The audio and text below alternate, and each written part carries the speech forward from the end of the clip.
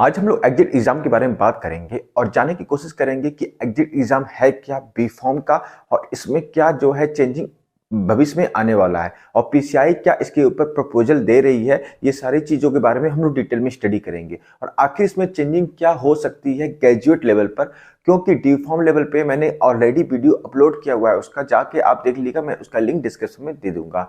Hi guys, आपका स्वागत है द फार्मेसिस्ट वर्ल्ड में। और आइए हम लोग बात करते हैं बी फॉर्म एग्जिट एग्जाम के बारे में और इसका क्या रेगुलेशन आएगा और क्या इन द फ्यूचर क्या चेंजिंग होगी। मैं सारा एनालिसिस आपको क्लियर कट करने की कोशिश करूंगा। आई होप आपको समझ में आएगा। तो देखिए, बी फॉर्म एग्जिट एग्जाम जो है बहुत ही ज़्यादा इंपॉर्टेंट हो चुका है आज के समय में, क्योंकि फार्मेसी में जैसा कि हम लोग जानते हैं कि डी फॉर्म और बी फॉर्म दोनों की डिग्रियां जो है बेची जा रही हैं और इनकी डिग्रियां जो है लोग धड़ल्ले से खरीद रहे हैं और मेडिकल शॉप को खोल रहे हैं। ठीक है, और इसमें जो ज़्यादा मेडिकल शॉप खोलने से बेरोजगारियां भी बढ़ रही हैं। इसका ये मतलब नहीं है कि आप जो है डिग्री लेते जाओ। अब जो नए स्टूडेंट आ रहे हैं उनको कहाँ अपॉर्चुनिटी मिलेगी। वो तो या तो खुद का बिजनेस जल्दी एक्वायर्ड ही नहीं कर पाएंगे या बना नहीं पाएंगे, क्योंकि जो ऑलरेडी जो अंकल लोग थे वो लोग जो है डी फॉर्म बी फॉर्म कर रहे हैं। ठीक है, तो वो जो है बहुत बड़ा चैलेंज है और यहाँ पे रेटिंग सिस्टम भी बहुत बड़ा एक चैलेंज है। ठीक है, जो स्टूडेंट जो है रेटिंग सिस्टम कर रहे हैं, ठीक है, इसके ऊपर भी मैं कभी एनालिसिस करूंगा आपको और बताऊंगा कि रेटिंग सिस्टम का क्या आखिर रीजन है सबसे बड़ा। ठीक है, रूट के ऊपर हमेशा बात करनी चाहिए कि रूट क्या होना है हमारा। ठीक है, ये कर दो, वो कर दो, ये बंद कर दो, ठीक है, रेटिंग सिस्टम मत दो। ठीक है, बट वो जो रेटिंग दे रहे हैं उनका क्या आखिर दिक्कत है, वो क्यों दे रहे हैं, इसके ऊपर भी तो बात होनी चाहिए कि आखिर किसी देश में कोई प्रॉब्लम है और युद्ध छिड़ रहा है, माने यूक्रेन और रशिया युद्ध छिड़ा हुआ है, तो मौज के लिए तो छिड़ा नहीं है, कोई ना कोई तो रीजन है एक जिसके कारण जो है ये वार हो रही है। वैसे ही यहाँ पर भी एक कोई रीजन है। ठीक है, उसके ऊपर भी हम लोग एनालिसिस करेंगे और ये जानने की कोशिश करेंगे कि वहां पर की रीजन सबसे बड़ा क्या है। ठीक है, तो वो अलग मैटर है। ठीक है, मैं उसके ऊपर वीडियो बनाऊंगा कभी। अभी आज के समय जो है डी फॉर्म जो एग्जिट एग्जाम रेगुलेशन आया था उसके बाद अब बी फॉर्म एग्जिट एग्जाम आ रहा है, तो उसके ऊपर देखें तो पहले हम लोग देखेंगे मेडिकल प्रोफेशन को।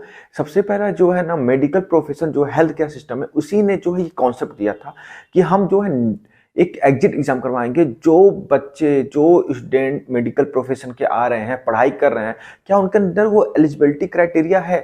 देखिए, एक जो है इंट्रेंस एग्जाम तो दे ही रहे थे। ठीक है, एक इंट्रेंस एग्जाम तो दे ही रहे थे ये सीट पाने के लिए। आप ये कह रहे हैं कि नहीं नहीं, ये पढ़ाई जो ये ड्यूरेशन में कर रहे हैं, क्या ये रियल में पढ़ाई किए हैं कि ये सही आ गए, खाली इंट्रेंस एग्जाम के लिए पढ़ाई किए थे, पर अपने जो 5 साल 5.5 साल की जो पढ़ाई कर रहे हैं, क्या उसमें रियल में ये पढ़ाई किए हैं। उसके बाद उनको एक एग्जिट एग्जाम देना है और उसके बाद 2 उनकी होगी, नेक्स्ट एग्जाम होगी। ठीक है, उसके बाद उनको पीजी में प्रवेश मिलेगा। ठीक है, तो इसको टफ इसलिए किया जा रहा है क्योंकि रियल में वो एलिजिबिलिटी क्राइटेरिया को फॉलो कर रहे हैं। कॉलेज की सीटें बढ़ाने से नहीं होता, बच्चों के अंदर भी जो है वो जो है लीडरशिप होनी चाहिए, वो जो है टैलेंट होना चाहिए। तो वो चीज जो है मेडिकल जब प्रोफेशन देख रहा है जो कि इतना जो है इंट्रेंस एग्जाम लेता है टफेस्ट, उसके बाद जो है एडमिशन लेता है, तो यहाँ फार्मेसी फील्ड में क्यों नहीं। तो यहाँ पर जो है नेशनल एग्जिट टेस्ट जो है एमबीबीएस वालों के लिए स्टार्ट होने वाला है और ये जो है नेक्स्ट ईयर 2023 में प्रपोजल कर दिया गया है। इसको कहा गया है draft regulation of licence to practise medicine 2। ठीक है, 2022 draft regulation of licence to practise medicine 2022 कहा गया है और एनएमसी नेशनल मेडिकल कमीशन ने इसको लेके आई है। ठीक है, एनएमसी एक्ट सेक्शन 33 में ये सारी चीजें बताई गई हैं। ठीक है, तो आई होप ये जो है नया कॉन्सेप्ट तो नहीं है, क्योंकि ये जो है ऑलरेडी एमबीबीएस वाले खुद कर रहे हैं, उनकी सिलेबस भी चेंज हो रही है, अपडेट हो रही है, उसके अकॉर्डिंग की जा रही है। बच्चों को ज्यादा ज्यादा कोविड जो पेंडेमिक फैला हुआ है उसमें भी जो है चेंजिंग की गई है। इतना एनएमसी नेशनल मेडिकल कमीशन जिसको हम लोग एमसीआई कहते थे, वो सोच रही है। तो फार्मेसी में क्यों नहीं। फार्मेसी में डी फॉर्म एग्जिट एग्जाम जो है पीसीआई ने प्रपोज किया, इसका एक पूरा लॉ आ चुका है। ठीक है, गैजेट नोटिफिकेशन आ चुकी है। ठीक है, जिसमें जो स्टूडेंट जो है डी फॉर्म करते हैं उनको जो है एग्जिट एग्जाम देना होगा और वो जो है 3.5 घंटे का होगा, उसमें 50% मिनिमम मार्क्स होना चाहिए आपको पासिंग करने के लिए। ये तो डी फॉर्म के लिए था। तो वो प्रपोजल तो बहुत बढ़िया है। क्यों? क्योंकि देखिए पहली बात तो फार्मेसी प्रोफेशन में कोई नेशनल लेवल पे कोई एंट्रेंस एग्जाम होता ही नहीं है, ठीक है। जो मुंह उठाता है उस प्रोफेशन में आ जाता है, अपनी पढ़ाई को कंप्लीट करता है। हाँ, जो स्टेट लेवल पे करता है भाई उनको मैं नहीं कर रहा हूँ, क्योंकि वो रियल में उसके हकदार हैं, ठीक है। उन्होंने एग्जाम फाइट की है तब जाके वो गवर्नमेंट सीट उठाए हैं, ठीक है। पर उनका क्या, जो प्राइवेट सीट जो है खेत खलियान में कॉलेज है वहां जाके कर रहे हैं। मास्टर साहब, मास्टर साहब भी जो हैं बैठे हुए हैं, वही जो प्राइमरी स्कूल का हाल नहीं है पहले का, ठीक है। मास्टर साहब लेके सुरती फूक फाक रहे हैं और बच्चे जो आ नहीं रहे हैं, और डिग्रियां डी फॉर्म बी फॉर्म की दी जा रही हैं। तो ये सब चीज प्रॉब्लम बहुत ज्यादा है, बहुत ज्यादा। इतनी सीट बढ़ गई है, इतनी ज्यादा बेरोजगारी अब बढ़ रही है। हॉस्पिटल में 10,000 8,000 की जॉब दी जा रही है, इंडस्ट्री में 7,000 8,000 10,000 की जॉब दी जा रही है। तो बेरोजगारी के नाम पे इतनी ज्यादा हो चुकी है कि यहाँ पर जो है बच्चों की फिल्टर होनी चाहिए। तो पीसीआई को पहले एग्जिट एग्जाम से पहले एंट्रेंस एग्जाम लेके आना चाहिए नेशनल लेवल पे, ठीक है। उसके थ्रू भरना चाहिए कि आपकी मिनिमम क्राइटेरिया जो है इतनी होनी चाहिए, तभी आपको एडमिशन मिलेगा गवर्नमेंट और प्राइवेट कॉलेज में। और यदि आप क्वालिफाइड नहीं कर पा रहे हैं, परसेंटाइल नहीं पा रहे हैं, तो आपको एंट्रेंस एग्जाम नहीं क्वालिफाइड कर पाए तो आपको एडमिशन नहीं मिलेगा, ठीक है। तो ये क्राइटेरिया जो है डिसाइड करना चाहिए, उसके बाद जो है एग्जिट एग्जाम लेके आना चाहिए, जिसके कारण जो है एक क्वालिटी ऑफ एजुकेशन जो है फार्मास्यूटिकल साइंस फील्ड में आएगा। तो मैं सबसे पहले पीसीआई को बोलना चाहूंगा, यदि वो आप कोई मेंबर ये देख रहे होंगे तो उनको एक एंट्रेंस एग्जाम नेशनल लेवल पे बहुत ज्यादा जरूरत है कि एक नेशनल लेवल पे जो है एक एग्जाम लेके आइए। उसके बाद जब एंट्रेंस एग्जाम में जब एडमिशन होगा तो उसके बाद जो है बच्चों का एग्जिट एग्जाम लीजिए, जिसके कारण ये टफ एग्जाम होगा और उसमें जो है क्वालिटी ऑफ एजुकेशन जो है इंक्रीज होगा फार्मेसी फील्ड का। तो ये चीज जो है बहुत ही ज्यादा इंपॉर्टेंट है। एंट्रेंस एग्जाम, एग्जिट एग्जाम तो लाइए ही, पर एग्जिट एग्जाम के अलावा जो है आपको एंट्रेंस एग्जाम भी लाना होगा एक नेशनल लेवल पे, जो कि एनटीए गवर्न करेगी या कोई भी गवर्न करेगा, जो आपको लगता है। जो गवर्नमेंट कॉलेज है हमारे, ठीक है, जैसे कि हमारे एक फेमस नाइपर्स हैं, ठीक है। तो उसी की तरह अब नाइपर्स भी जो है UG course, undergraduate course लागू करने जा रहा है। आपको पता होना चाहिए अगले साल या अगले जब उनका बन जाए, क्योंकि उनकी भी एक लॉ चलती है, उनका भी एक गैजेट नोटिफिकेशन चलता है, क्योंकि एक ऑटोनोमस बॉडी है, आईएनआई संस्था है, इंस्टीट्यूट ऑफ नेशनल इंपॉर्टेंस। तो उसमें भी अमेंडमेंट आया है कि यूजी कोर्स की प्रपोजल की बात चली है कि हम यूजी कोर्स लेके आएंगे। तो अंडर ग्रेजुएट कोर्स जो है नाइपर अब स्टार्ट करने जा रहा है। तो क्या कहते हैं कि अब तो और बड़ी अपॉर्चुनिटी है कि एंट्रेंस एग्जाम लेके आइए, जिसमें कारण एक अम्ब्रेला के अंदर, जैसे कि पीसीआई प्रेसिडेंट सर ने कहा है कि एक अम्ब्रेला के अंदर सारे फार्मासिस्ट को आना होगा। तो एक अम्ब्रेला के अंदर जो है सारे फार्मेसिस्ट का एंट्रेंस एग्जाम तो लीजिए आप।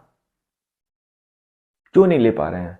सब आपके हाथ में, रेगुलेशन एक्ट आपके हाथ में। आई डोंट नो इसके पीछे क्या पॉलिटिक्स हो सकती है, मुझे नहीं पता, पर यहाँ पर बहुत जरूरत है। सारे एग्जाम जो होते हैं नेशनल लेवल पे हो रहे हैं, पर फार्मेसी में क्यों नहीं? ये भी एक क्वेश्चन बहुत बड़ा है।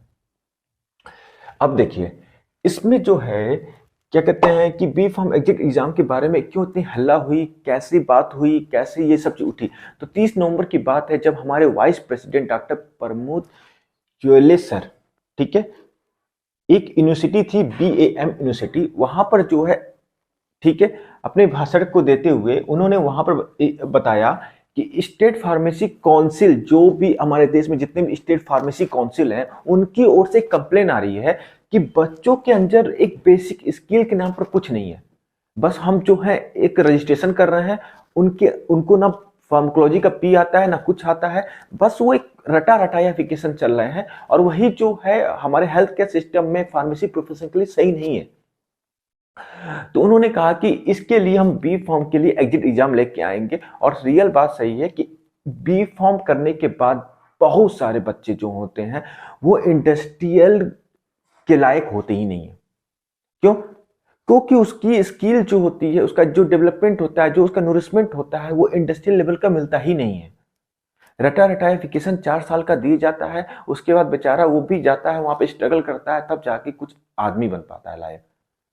तो ये चीज बहुत ही ज्यादा गंदी है। और वहां पे जो टीचर भी बैठे हैं वो खुद जो है उस स्किल को नहीं फॉलो करते हैं, तो वो क्या करेंगे? मान लीजिए कि मैं ही एक पर्सन हूँ, 4 साल की पढ़ाई करता हूँ, पर मैंने इंडस्ट्री लेवल पे कोई पढ़ाई नहीं की है, और उसके बाद जो है मैं एम फॉर्म कर लेता हूँ, उसको मुझे भी इंडस्ट्री लेवल पे कोई आता नहीं है, क्योंकि अभी तो जो है एडिस्ट्रेट ट्रेनिंग डिजरेबल कर दी गई है, तो अब क्या है, मुझे कुछ नहीं आता। जब तक आप प्रैक्टिकल नॉलेज नहीं रखोगे तब तक आपका कोई वैल्यू नहीं है, ठीक है। सर्टिफिकेट धरे के धरे रह जाएंगे, कोई वैल्यू नहीं है। आपके पास एक प्रैक्टिकल नॉलेज की चीज होनी चाहिए। तो ये सारी चीजें जो है कहीं ना कहीं जो इफेक्ट करती हैं कोर्स को, ठीक है। तो यहाँ पर जो है सीट इतनी सारी बढ़ चुकी है बी फॉर्म में, डी फॉर्म में, तो हम करेंगे क्या इस सब चीजों का? तो एग्जिट एग्जाम लेके आइए जो कि बहुत ज्यादा इंपॉर्टेंट हो।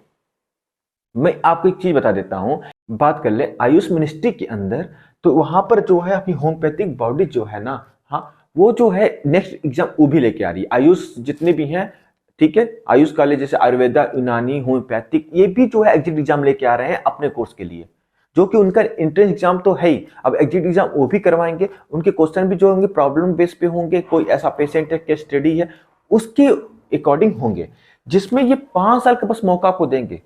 यदि 5 साल के अंदर आप जो है उस एंट्रेंस एग्जाम को क्वालिफाइड नहीं कर पा रहे हैं, तो आपको डिसक्वालिफाइड कर दिया जाएगा। मान लीजिए आपने होम्योपैथिक मतलब BHMS की डिग्री ली हुई है, तो वो एक एज अ ग्रेजुएट कंसीडर होगा। बस आप प्रैक्टिस नहीं कर पाएंगे, आप प्रैक्टिस के लायक नहीं होंगे। 5 साल बाद जो है आपको होम्योपैथिक जो बॉडी है वो आपको प्रैक्टिस करने का अधिकार नहीं देगी। This is the more difficult. इससे क्या होगा कि होम्योपैथिक के पीछे जो लोग एलोपैथिक का काम करते हैं उनसे छुटकारा मिलेगा। बहुत लोग ऐसे लोग मिल जाते हैं जो होम्योपैथिक के आड़ में एलोपैथिक भी दवाई लिखते हैं, जिससे कारण होम्योपैथिक की क्वालिटी को इंक्रीज करने के लिए ऐसा किया जा रहा है। फिर बात कर ले तो इनके जो टीचिंग जॉब होती है, जिसमें जो होम्योपैथिक डॉक्टर को पढ़ाते हैं, जो इनके PG के होते हैं, उसमें भी चेंजिंग की जा रही है और उसका भी एक एंट्रेंस एग्जाम लेके आया जा रहा है, ठीक है, टीचिंग के लिए। जिसके कारण की जो है आपको, जैसे कि मान लीजिए आपने B Pharm किया, M Pharm किया, M Pharm करने के बाद आप डायरेक्ट असिस्टेंट प्रोफेसर बन जाते हैं इंटरव्यू देके, ठीक है। अब उसके लिए भी जो है मान लीजिए एक एग्जाम रख दी जाए कि आप जो टीचर बनने के लिए भी आपकी एक क्राइटेरिया होनी चाहिए। आप रियल में जो है 2 साल जो M Pharm की पढ़ाई की है तभी आप टीचर बन सकते हैं कि नहीं बन सकते हैं, ठीक है। जैसे कि आप देखिए BSc MSc करते हो, आपको MSc करो या BSc करो, उसमें जो है आपको TC टेट, UP टेट, ठीक है, पता नहीं कौन कौन टेट्स होते हैं, वो आपको क्वालिफाइड करने होते हैं। उसके बाद जो है आपको एक और एग्जाम देना होता है, उसके बाद जो आपकी मेरिट बनती है तब जाके आपका एडमिशन होता है, ठीक है। जो B.Ed के बाद भी हो ऐसा कुछ होता है, ठीक है, आई नो, पर बहुत सारे उधर एग्जाम होते हैं BSc MSc में, तब जाके वहां पे एडमिशन होता है और टीचर का क्वालिफिकेशन को आप फॉलो करते हैं। तो वही चीज जो है अब हेल्थ केयर प्रोफेशन में लेके आई जा रही है और उसमें भी जो है इसकी क्राइटेरिया को ब्रॉड किया जाएगा। तो अब देखिए भविष्य में जो है क्या फार्मेसी प्रोफेशन में ऐसी क्राइटेरिया आ पा रही हैं जिसके कारण जो है हमको एजुकेटेड वेल क्वालिफाइड टीचर मिल सके, वेल क्वालिफाइड स्टूडेंट मिल सके, जिसके कारण जो है हम जो बच्चों को दिक्कत होती है, ठीक है, वो ना हो सके। मार्केट में निकलने के बाद जो है बच्चे भी ना बोले कि मुझको 5,000 8,000 की जॉब निकल रही है, ठीक है। तो वहां पर देखना पड़ेगा और इसमें पे स्केल कैसे होती है, ये सब चीजें जो है भविष्य में आएंगी। तो आई होप आपको इतना समझ में आ गया होगा। और इसमें जो है B Pharm एग्जिट एग्जाम को लेकर भी आप मैंने जो एक्सप्लेन किए, आपको रियल में इसके बेसिक स्तर पर भी समझ में आ रहा होगा कि मैं क्या कहना चाहता था। तो यदि आप ट्विटर चैनल पे नहीं जुड़े हैं और फेसबुक चैनल को फॉलो नहीं किए हैं, लाइक नहीं किए हैं, तो जरूर कर लीजिए। वहां पर आपको फार्मेसी से रिलेटेड बहुत सारे न्यूज मिलते रहते हैं, ठीक है, और बहुत सारी चीजें आपको जानकारी आपकी इंप्रूव हो रहेगी, न्यूट्रिशन आपको मिलता रहेगा। फिर मिलेंगे नए वीडियो के साथ। आज के लिए इतना ही। Thank you.